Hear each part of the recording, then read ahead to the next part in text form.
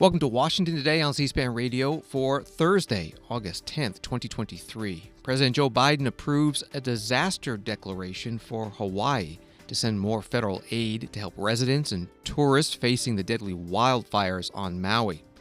White House requests $40 billion in emergency funding, $12 billion for disaster relief, $24 billion to help Ukraine continue to fight off Russia's invasion. We'll talk about that request with Jordan Fabian, Bloomberg News White House correspondent. National Security Agency Director General Paul Nakasone makes the case for reauthorizing Section 702 of the Foreign Intelligence Surveillance Act, FISA, which expires at the end of the year. But there's been controversy over alleged abuses of this spying authority. We'll get the latest from CyberScoop news reporter Tonya Riley. President Biden in Utah on the anniversary of the PACT Act, a law that greatly expanded benefits to veterans who were exposed to toxic substances, such as burn pits in Iraq and Afghanistan. Sen Joe Manchin of West Virginia says he is thinking seriously about changing from Democrat to independent. Congressman James Comer, chair of the Oversight Committee, said he expects to issue subpoenas for President Biden and his son Hunter Biden for testimony in the committee's investigation of the Biden's business dealings. And the Labor Department says the Consumer Price Index, an inflation measure, rose 3.2% in July versus the prior year. That's above June's 3%. USA Today reporting from Hawaii, evacuations and damage assessment were continuing Thursday on the battered island of Maui, where catastrophic blazes killed at least 36 people, damaged hundreds of structures, and leveled a historic and beloved town in one of the deadliest U.S. wildfires in recent years. The blazes, fueled by wind from passing Hurricane Dora and exacerbated by overly dry vegetation and the ongoing drought, were so intense the Coast Guard rescued 14 people who fled into the ocean to escape flames and smoke. On the Big Island, 3 wildfires were burning, though 2 of them were at least 60% contained. That from USA Today. President Biden declaring a major disaster in Hawaii, which will make federal funding available to aid recovery efforts. The president speaking during the top of an unrelated event today in Utah. Before I begin, I want to say a word about the devastating wildfires that have claimed at least 36 lives in Maui and Hawaii. We have just approved a major disaster declaration for Hawaii, which will get aid into the hands of the people desperately needing help now.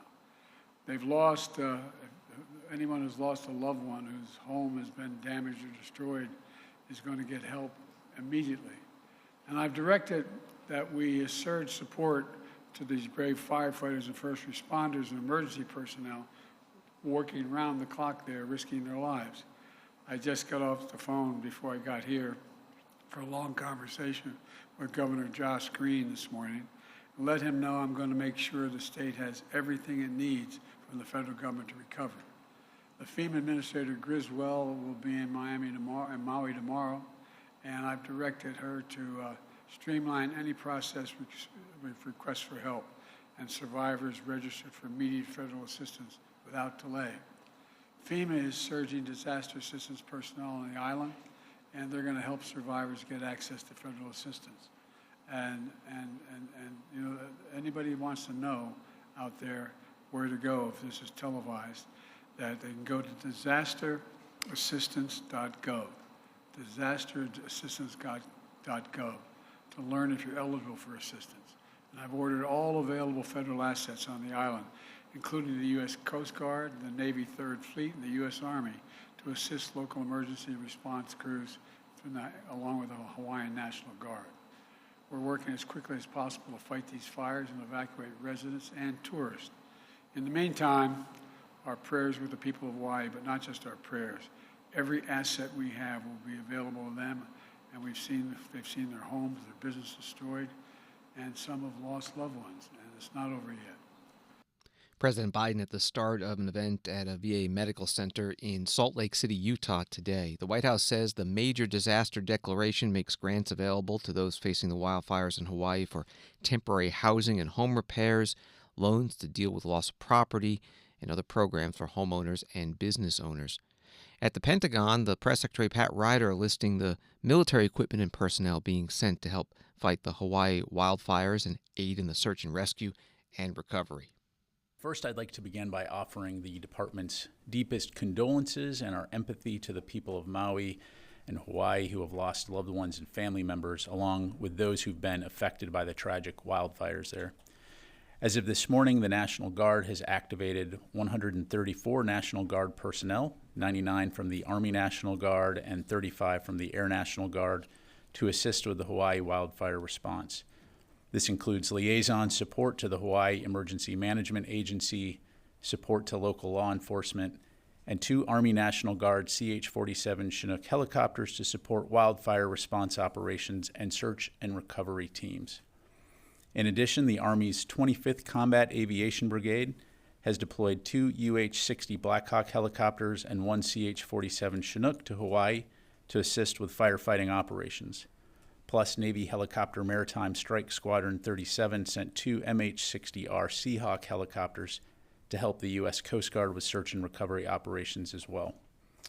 Also, as testament to their motto, Semper Paratus, or always ready, a U.S. Coast Guard 45-foot response boat medium crew from U.S. Coast Guard Station Maui and a Coast Guard MH-65 Dolphin helicopter from Air Station Barbers Point rescued 14 survivors who had taken shelter from fire and smoke in the ocean. U.S. Coast Guard cutters Kimball and Joseph Gerzak remain in the area to provide additional support capacity. Again, our thoughts and prayers are with the people of Maui at this time, and the department will continue to work closely with the state of Hawaii and officials there as we work together to protect lives and battle these terrible wildfires. Pentagon Press Secretary Pat Ryder was also an Air Force Brigadier General at a Pentagon news conference. Hawaii's Governor Josh Green has told state agencies that non-essential employees on Maui should not report to work today through Sunday due to the wildfires, and Hawaiian Airlines says it's added flights offering $19 fares to help with the evacuations. CNN interviewed Congresswoman Jill Takuda, Democrat from Hawaii, whose district includes Maui. We are a tight-knit community.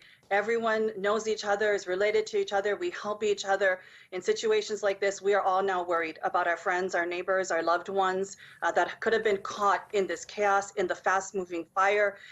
They think Hawaii is a sprawled out space, but we have a lot of tight-knit homes there, a hotel was taken out, so many different things. This literally will be about us going through piece by piece and making sure that we know exactly where everyone is. I'm praying for their safety and their health.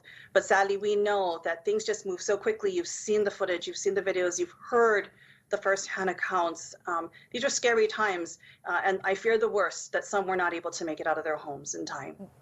Congresswoman Jill Takuda, Democrat from Hawaii. Her district includes Maui, in a CNN interview Wednesday night.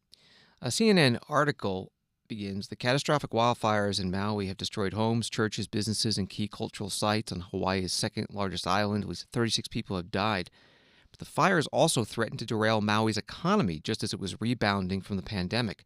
Maui's economy depends heavily on tourists visiting from the mainland United States, Japan, Canada, and other countries. Maui is the second most visited Hawaiian island after Oahu. 1.5 million people visited Maui during the first half of the year, a 6% increase from the same period last year, according to the Hawaii Tourism Authority. And 4 out of every $5 that the island generates comes directly or indirectly from tourism, according to the Maui Economic Development Board, that reporting from CNN. This is Washington Today. New York Post article, President Biden will ask Congress to approve another $13 billion in defense aid for Ukraine in its war against Russia, despite increasing pushback over the current $113 billion in congressionally approved aid. The latest ask, which will be paired with $12 billion for domestic disaster relief, comes ahead of an anticipated budget showdown in late September, with conservatives expected to demand cuts in exchange for avoiding a partial government shutdown. That from the New York Post. The Pentagon Press Secretary Pat Ryder was asked about aid to Ukraine today. On aid to Ukraine, can you address, I'm guessing you don't want to talk much about the supplemental yet, but can you address the aid looking forward? Is the $6 billion that you have as part of the carryover enough to get the U.S. through the end of this fiscal year as far as aid to Ukraine goes? Or do you think that will run out more quickly than the end of September? And looking forward also, are there things that you think the military needs to do right now to aid Ukraine that you are unable to do without any solid funding solution that's in place? Yeah, thanks, Lita. So as it relates to supplementals, you're correct. I'd refer you to OMB for any questions on that. I don't have anything to provide at this time. When it comes, broadly speaking, to support for Ukraine, I would say that, as we have said in the past, we will continue to support Ukraine for as long as it takes. In terms of the kinds of capabilities that they will need going forward, that will be a continuing discussion that we have with the Ukrainians and with our allies and partners.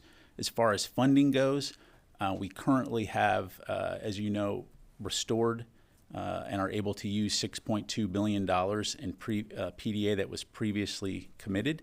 And so that money is available to us beyond the fiscal year, going into the next fiscal year, as are approximately $600 million in remaining USAI funds, which again is a 2-year funding stream.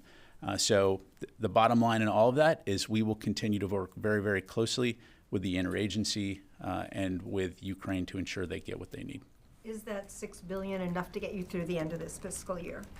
Again, I'm not going to get into a line item in terms of what and how we may use that funding, other than to say, again, we remain confident that we'll be able to continue to support Ukraine for as long as it takes. Thank you. Pentagon Press Secretary Pat Ryder. Later in the day, the White House Office of Management and Budget did make the formal request to Congress. A headline at Bloomberg News: Biden seeks $40 billion emergency bill setting clash with GOP. The request includes $24 billion for Ukraine and related needs. Proposal seeks $12 billion in extra disaster relief funding. Jordan Fabian is White House correspondent for Bloomberg News, joining us now on the phone. How much opposition from congressional Republicans might there be to this request? Well, Senate Republicans are still uniformly, for the most part, in support of aid to Ukraine. The problem where President Biden will run into is in the House, where conservatives have been vocally opposed to approving more Ukraine aid without strings attached. In fact, 70 House Republicans recently voted for an amendment to strip funding for Ukraine entirely. That paints a picture of the uphill battle President Biden will face in getting this package through the Congress. The White House is sending this as one package. Could it be split up, votes on separate parts? Theoretically, yes, if the negotiations break down. But if you look at this package, you can see what the thinking is. It includes $12 billion for disaster relief, as you just mentioned. The FEMA Disaster Relief Fund is due to run dry by the end of the fiscal year, and with the nation facing needs from Hawaiian wildfires to extreme heat in the Southwest, smoke, wildfires across the West, this creates a sense of urgency for lawmakers to act on this, and perhaps grease the skids with some Republicans who are skeptical of approving more aid for Ukraine by packaging all of this together in one piece. This is an emergency spending bill, right? How does this play into the regular government funding negotiations that have been going on and the deadline at the end of the fiscal year? Yeah, it's a great question. The top line, I would say, is that this complicates even further for the president and Congress's ability to avoid a government shutdown by October 1st. So let's walk through it. This is outside of the regular budgeting process. And the White House officials that we talked to who previewed this announcement said that this is not an end run around the spending caps that were agreed to in the debt ceiling deal. This was part of the understanding that we could do emergency funding if need be. But House Republicans don't agree with that. They think that these aid provisions should be subject to the defense spending caps that were agreed to in May. So that is a huge fault line that they will need to get past, not to mention all the other disagreements they have over the discretionary spending levels on the domestic side. So lawmakers are still on August recess. They're not coming back till next month, and they will have a lot to work through, including this supplementary request when they get back. We're talking with Jordan Fabian, White House correspondent for Bloomberg News. Has the White House said whether it is talking with Republican leaders in Congress or are they sending up this request cold, and it's going to be a surprise to them as well as to everyone else? Our sense from reporting is that folks on the Hill knew this package was coming, at least for the past several days, and if past is prologue in showing how the Office of Management and Budget worked through the debt ceiling deal, I have no doubt there's been outreach to key offices on Capitol Hill. But the White House is being coy about telling us what exactly this discussions have looked like, who they've been with. So, I imagine, it might be hard to reach some of the key lawmakers, too, as they're at home during the August recess. But you can bet that these discussions are going to accelerate in the next few weeks. Some of the other details in this aid package request: money for the southwest border and also possibly money to aid Taiwan. What are the details there?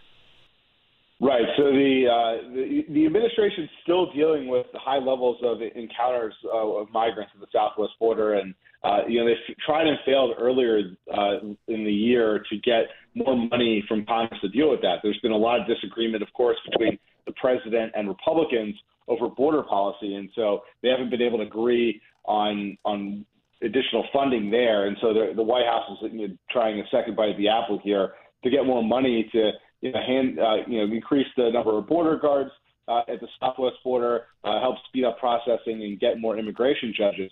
And the Taiwan piece is interesting. We had heard from sources earlier in the week that was potentially going to be included, possibly some military assistance for Taiwan. That did not end up making it into the final package. Jordan Fabian, White House correspondent for Bloomberg News. His stories at Bloomberg.com and on X, formerly Twitter, at Jordan Fabian. Thank you very much. Thank you.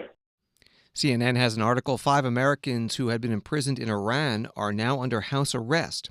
The first step in a deal between the United States and Iran that would include making $6 billion in Iranian funds more accessible to Tehran in exchange for the return to the U.S. The U.S. National Security Council spokesperson Adrian Watson putting out a statement saying the 5 Americans should never have been detained in the first place, and that we will continue to monitor their condition as closely as possible. Of course, we will not rest until they are all back home in the United States. The statement goes on: until that time, negotiations for their eventual release remain ongoing and are delicate. We will therefore have little in the way of details to provide about the state of their house arrest or about our efforts to secure their freedom. That statement from the spokesperson of the White House National Security Council. General Paul Nakasone is director of the National Security Agency and also commander of U.S. Cyber Command. Today, speaking about the debate over whether to reauthorize Section 702 of the Foreign Intelligence Surveillance Act, or FISA. The provision expires at the end of this year. NSA.gov explains that Section 702 is a key provision of the FISA Amendments Act of 2008 that permits the government to conduct targeted surveillance of foreign persons located outside the United States with the compelled assistance of electronic communication service providers to acquire foreign intelligence information. General Nakasone was at CSIS, the Center for Strategic and International Studies. I really begin with the idea of 702 as perhaps our most important authority that we utilize day in and day out. It provides us an agility to do so much of what we need to do to provide insights to policymakers and warning to our military commanders. But here are the things that I would emphasize. First of all, 702 saves lives and protects the homeland. Saves lives and protects the homeland. 702 allowed us to provide information on Chinese precursor chemicals that are being utilized to synthesize into fentanyl. It allows us to be able to block some of the international shipments of these chemicals into the United States, saving lives. Protect the homeland. I talked about Colonial Pipeline in the spring of 2021. 702, essential for us to understand how we need to react and be able to utilize a series of actions as Colonial Pipeline has taken place. Second thing is that I would emphasize to everyone is this idea that it's not just national security or civil liberties and privacy. It's national security and civil liberties and privacy. That is a culture at the National Security Agency. That's a culture in our intelligence community that is so important. It's an and statement. How do I know it's an and statement? I know it's an and statement because from the director all the way down to people that handle this data, everyone gets trained on it. There's a culture of compliance at our agency. 77% of our employees in a recent survey said, among the most important cultures is compliance. The next thing is that we have a series of legislative, executive, and judicial oversight of what we do. 99% rating in terms of our ability to utilize 702 lawfully. That's the latest look at what we're doing. And the final piece is that at the end of the day, we have become much more transparent, I believe, in terms of talking about this. The Presidential Intelligence Advisory Board talked about the fact that this authority is among the most publicized authorities that we have across the world. And I think that's an important piece. And the last thing I would say with regards to 702 is there is an important role in 702 for all of the intelligence community members to include the FBI. The FBI has obviously the authorities and the focus inside the United States, being able to provide intelligence that allows them to do their counterintelligence mission, that allows them to be able to address cybersecurity issues is essential for us. And so for me, hard to imagine anything right now that's more important than being able to ensure that 702 gets reauthorized. General Paul Nakasone, Director of the National Security Agency and Commander of U.S. Cyber Command at CSIS, the Center for Strategic and International Studies. Tonya Riley, a cybersecurity reporter at CyberScoop News, has been following the debate over whether to reauthorize FISA Section 702. Joined us now on the phone. Thanks for being on Washington Today. What is it looking like in Congress now, just a few months before the section's expiration? So right now, I think we're up against probably one of our most contentious battles for renewing Section 702. The last time this was up for reauthorization was 2017. And right now we're seeing two kind of very strong camps. One where we see these kind of very far-right Republicans and far-left Democrats who say we are not going to reauthorize this tool without serious reforms.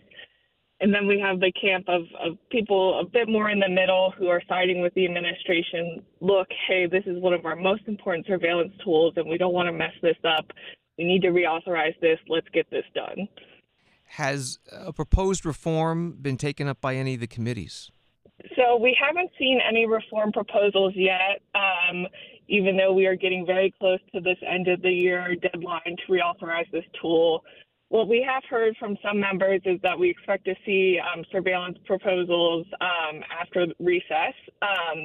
We know at least Rep. Lofgren and Senator Wyden have both said they want to introduce kind of these sweeping surveillance reforms that will include Section 702. But we haven't seen any proposals. The administration hasn't come out with any strong proposals or suggested any reform. So we're still kind of waiting to see what will happen in the fall. Have any outside groups been part of this debate so far? Yes, so we've seen a strong kind of showing from the civil liberties community in terms of what they want to see in reforms. One of the big ones that we've seen across the board is this idea that right now the FBI can use this tool for searches and they don't need a warrant, and that's become problematic in terms of being able to search for Americans' information that is incidentally collected, right? This is a foreign surveillance tool, so it's not necessarily being used to spy on Americans, but what happens in the process is it's sweeping up Americans' data, and then the FBI can search for it. Civil liberties groups say that the current compliance measures in place simply aren't enough, and what needs to happen is there needs to be a warrant requirement to search for this data. So that's one of the big proposals we've seen across the board. The title of your article at CyberScoop.com is "The White House Says Section 702 is Critical for Cybersecurity, Yet Public Evidence is Sparse." What did you find? Yeah, so quite a bit has changed since that article came out. We have seen some clear examples. One of the biggest and one of the ways that the administration has really been framing the need to reauthorize this tool this time around is, look, this is an incredibly important tool for us going after foreign hackers. Some of the examples they have given is that it was essential in identifying the individual behind the Colonial Pipeline hack a few years ago. It's been used to thwart ransomware attacks on hospitals, different Chinese spying efforts. So we've seen more examples in recent months as the administration has kind of ramped up this campaign to get this tool renewed. And we know a lot of those searches that both civil liberties advocates in Congress point to, these 3.4 million searches in 2021, that roughly 2 million of those were related to cybersecurity incidents. So increasingly, this tool has become a very important tool for cybersecurity, combating cyber attacks in the United States. We're talking with Tonya Riley from CyberScoop. If this section were to expire, is there anything similar in the law that could take its place, or is this a very unique power given to the government? Well, that really depends who you're asking. The Biden administration intelligence community would say no, there's really no other tools we can use that would get this much intelligence to the president's desk each day. There's some thoughts that other aspects of FISA, like Title I, which is a totally different process, could be used to pick up some of the slack. But essentially what the administration is saying is that there's nothing comparable. Like, we need this tool. It's essential to our national security. What is your prediction later on this year? What is the date that this is supposed to expire, and what do you think is going to happen as we come up upon that date? So this tool is set to sunset at the end of the year. As we discussed, we haven't seen any proposed reforms yet.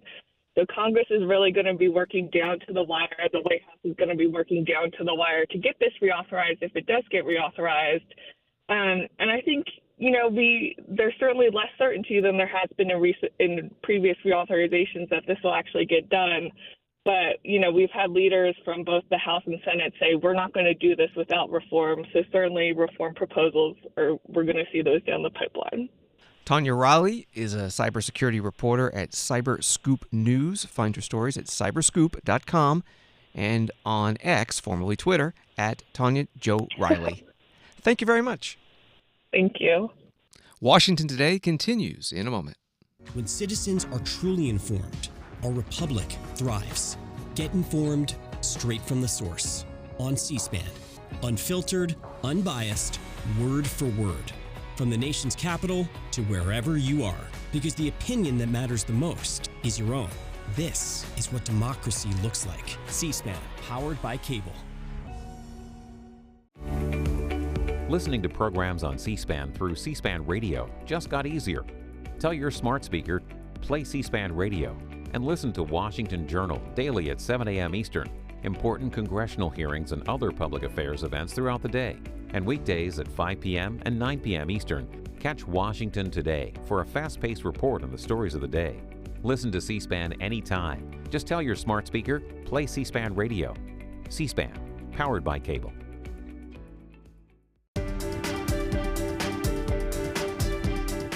Welcome back to Washington Today, available as a podcast wherever you find your podcasts and on the C-SPAN Now mobile app. The Veterans Affairs Secretary Dennis McDonough posting today on X, aka Twitter, extended deadline. Veterans and survivors now have until Monday, August 14th at 11:59 p.m. to file your PACT Act claim or submit your intent to file and be eligible for benefits backdated to August 10, 2022. Take advantage of this extension and file now at va.gov/PACT. The original deadline to file that intent or file the claim and have it backdated was yesterday. The PACT Act is the law that expanded medical care for veterans exposed to a variety of toxic substances, most notably smoke from burn pits in Iraq and Afghanistan. President Joe Biden visiting a VA medical center in Salt Lake City today to talk about the anniversary of his signing this bill into law. President Biden is a Democrat. One of the introductory speakers was Utah Governor Spencer Cox, a Republican. There's been some question over whether or not the governor of the state of Utah would welcome the president of a different party. I think it's insane that we are having those conversations in our country today.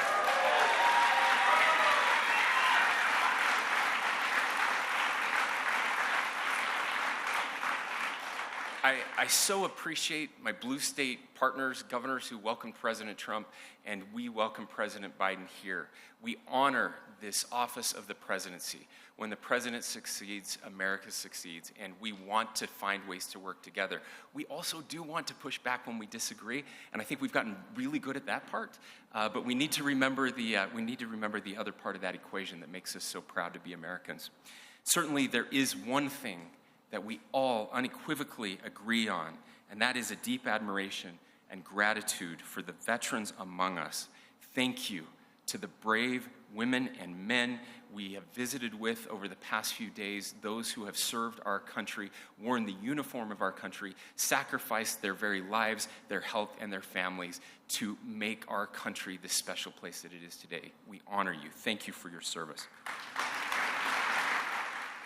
Governor Spencer Cox, Republican from Utah, at today's PACT Act anniversary signing program at the VA Medical Center in Salt Lake City. The program headlined by President Joe Biden. It empowers the Veterans Administration, the VA, to move quicker to determine if a veteran qualifies for the benefits of the law. Benefits like monthly disability compensation and regular toxic exposure screenings. It also means new facilities, new research, and more healthcare workers at VA hospitals. It includes nearly, and one of the veterans raised this to me today, nearly $30 million for new outpatient clinics right here in Salt Lake City. Right here.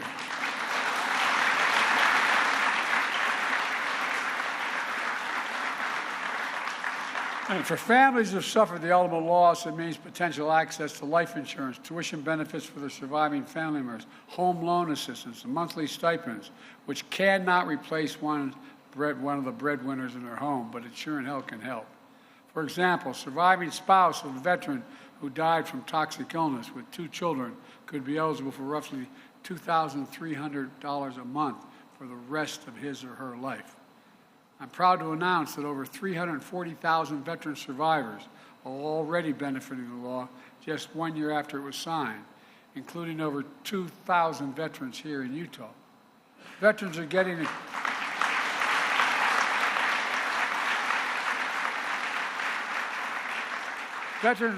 care they deserve in every corner of the country. For example, there's an Army veteran served in Iraq now receiving care for prostate cancer at the VA in Seattle. He heard about the PACT Act and he applied for benefits the day I signed the law. Because he's already a VA patient, he didn't need to submit medical records or get separate exams. His application was approved. He's now received retroactive payments from the date the law was signed. Another Army veteran, now in New Hampshire National Guard with multiple deployments to Iraq and Kuwait, learned that he had that a friend and a soldier she deployed with were diagnosed with breast cancer. Just in case, she decided to get toxic exposure screening free at all veterans enrolled in the VA healthcare. She too was diagnosed with breast cancer. They caught the cancer early and she's currently being treated for it. And she's being granted 100% service-connected eligibility under the PACT Act, tripling her monthly payment benefits. For folks, it matters. This matters. Folks, we have a moral obligation. This goes beyond the financial. We have a moral obligation to respond to this. And I'm here today to spread the word so every veteran or surviving family member knows how to access benefits of this law. President Biden at the VA Medical Center in Salt Lake City, Utah, 1 year since he signed the PACT Act into law. Wall Street today, the Dow up 52, NASDAQ up 15, S&P up 1. Associated Press reporting that inflation in the United States edged up in July after 12 straight months of declines. But excluding volatile food and energy costs, so-called core inflation matched the smallest monthly rise in nearly 2 years, a sign that the Federal Reserve's interest rate hikes have continued to slow price increases. The inflation data the government reported Thursday showed that overall consumer prices rose 3.2% from a year earlier. That was up from a 3% annual rise in June, which was the lowest rate in more than 2 years. The latest figure remained far below last year's peak of 9.1%, though it's still above the Fed's 2% inflation target, that from AP. From CNBC, the Supreme Court on Thursday blocked, for now, a $6 billion bankruptcy settlement by Purdue Pharma that would protect its Sackler family owners from civil lawsuits related to the opioid crisis. The Supreme Court also said it would hear a challenge to the settlement by Purdue, the maker of the opioid OxyContin, by a U.S. bankruptcy trustee. The order Thursday directed parties to file briefs on a question of whether bankruptcy courts can approve a Chapter 11 reorganization that releases claims by non-debtors against non-debtor third parties without the claimant's consent. That from CNBC. Republican presidential candidates are heading to the Iowa State Fair in Des Moines, a traditional spot to meet and speak to voters who may take part in the first-in-the-nation Republican presidential caucuses in early 2024. A New York Times article describes it as the annual celebration of agriculture and stick-borne fried food that will serve as the latest stage for a nationalized campaign in which former President Donald Trump and his 3 indictments have left the rest of the field starved for attention. Candidate for President Doug Burgum, North Dakota governor, said today his campaign is focused on the economy, energy, and national security. Our energy policy of the Biden administration, the one we have right now, I think was actually designed by China. And I don't mean that really as a joke. I mean it as for real, because how else could you say we're going to get rid of every internal combustion machine in America by a certain date? We're going to get rid of ethanol, biofuels, gas, internal thing, and we're going to go all electric. We're going to go all electric because that's good for the environment. Let me tell you how it's bad for the environment, because right now 85% of the rare earth minerals are controlled by China. So if you want to enslave ourselves to China and say our future, we're just going to trade OPEC for Sinopec, we're going to get all of our batteries from them. China already 2 weeks ago was cutting off rare earth mineral imports into Japan. They're already using it as a tool. But you know who's got an energy problem? China does. China imports 10 million barrels of oil a day into their country to keep their economy going. 10 million. They're the largest importer of any country in the world. And we had Blinken, Yellen, and Kerry all over there. None of them were talking about how the U.S., which can be an energy, not just independent, but an energy superpower, energy dominant, how we can use that in our negotiations with China. China also imports calories every day. They don't raise enough food to feed everybody in that country. So what do we have? What do we have in Iowa? What do we have in America? We feed the world. We fuel the world. This is the powerhouse economy we have. We do not have to be in second place to China on anything. The United States, not only best country in the world, we have the strongest economy, we're choking it to death with policies that actually are going in the wrong direction. And I said about the environment, if you care about the environment, you would want to have every ounce of energy produced in the United States. We produce it cleaner, safer, and smarter than anybody else in the world. Absolutely we do. And thank you. Governor Doug Burgum, Republican from North Dakota, presidential candidate at the Iowa State Fair in Des Moines today. Atop the Des Moines Register soapbox, which the New York Times calls a centrally located stage that has served as a gathering spot for the political news media and passersby on their way to the Ferris wheel and the butter cow. Another Republican presidential candidate, former President Donald Trump, telling Newsmax in an interview that he will not sign a pledge required of all Republican National Committee presidential primary debate participants that he would support the eventual party nominee for president. And Donald Trump says that remains a sticking point as to whether he will participate in the first debate later this month in Milwaukee. Senator Joe Manchin, Democrat from West Virginia, has been talked about as a possible third-party presidential candidate. He has taken part in an event in New Hampshire hosted by the group No Labels, and that group says it would like to sponsor an alternative to the Republicans and Democrats in the 2024 election. Today, Senator Manchin telling West Virginia radio host Hoppy Kercheval that he is thinking seriously of leaving the Democratic Party and becoming an independent. You've said many times that you're not like the Democrats today or the National Democratic Party. You're not like the National Republican Party. Why not just say, you know what, I'm going to be an independent? You thought about that? Absolutely. Absolutely. Are you going to do it? Because, well, I'm thinking seriously. What's the best? For me, I have to have peace of mind, basically. The brand has become so bad, the D brand and R brand. In West Virginia, the D brand, because it's nationally branded. It's not the Democrats in West Virginia. It's the Democrats in Washington or the Washington policies of the Democrats. You've heard me say a million times, I'm not a Washington Democrat. But you know what, Hoppy? I got a lot of friends that aren't Washington Republicans either. they don't put up with this stuff either. So you're thinking serious. I don't want to put words in your mouth. I want to understand. Yeah. So you're thinking seriously about becoming an independent. I would think very seriously about that. I've been thinking about that for quite some time. I haven't made any decisions whatsoever on any of my political direction. I want to make sure that my voice is truly an independent voice. When I'm speaking of the good that the Republicans do and the good that the Democrats continue to do. And when I do speak, I want to be able to speak honestly about basically the extremes of the Democrat and Republican Party that's harming our nation. When you I'll come back on when I get ready to make a decision. I'll come see you. Okay, fair enough.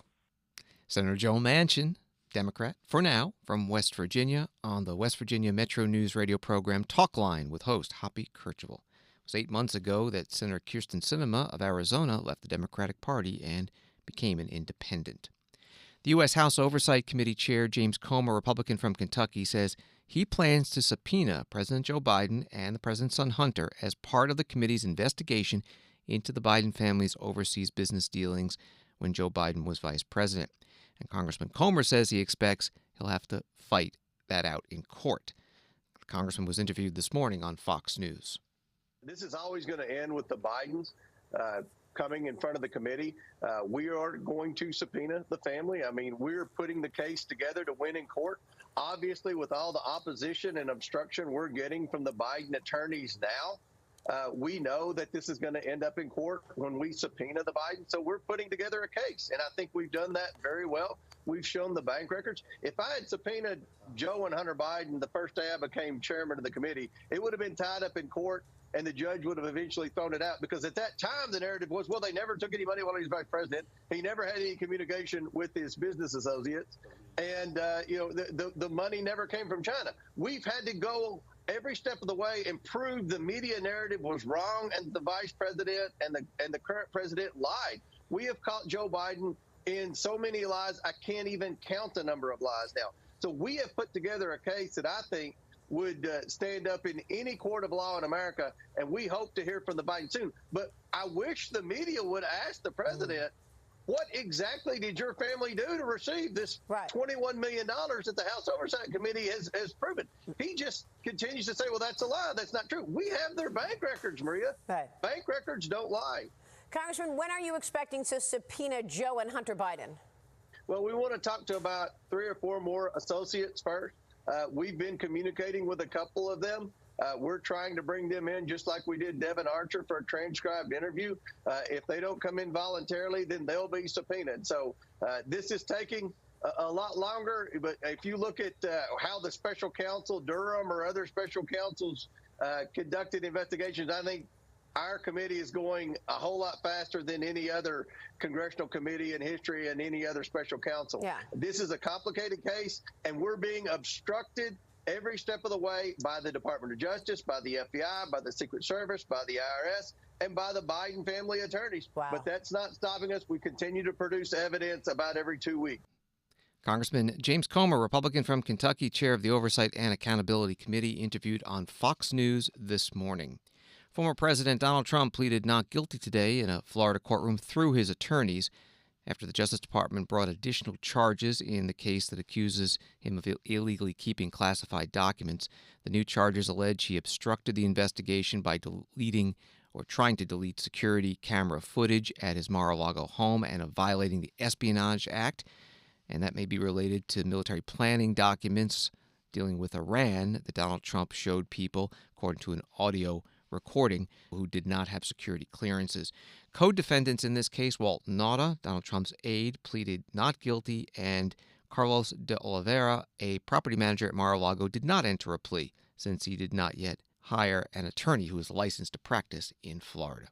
Thanks for listening to Washington Today. Sign up for C-SPAN's evening newsletter word for word to get the stories Washington is talking about emailed to you every day. Subscribe at cspan.org/connect. Have a good night.